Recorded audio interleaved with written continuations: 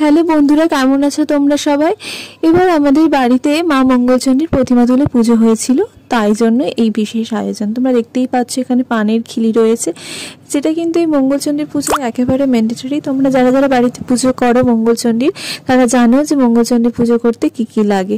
আমরা সকলেই দাঁড়িয়ে পড়েছি পুষ্পাঞ্জলির জন্য। ঠাকুর মশাই মন্ত্রোচ্চারণ করছেন এবং তা আমরা একসঙ্গে পাঠ করে মায়ের আরাধনা করছি। এরপর আমি মেয়েদের ব্রতকথার বই অর্থাৎ মা মঙ্গলচণ্ডীর যে পাঁচালী তা পড়ব এবং সকলেই সেই পানের খিলি হাতে নিয়ে তা শুনবে। তারপরে ঠাকুর মশাই আরতি করবেন।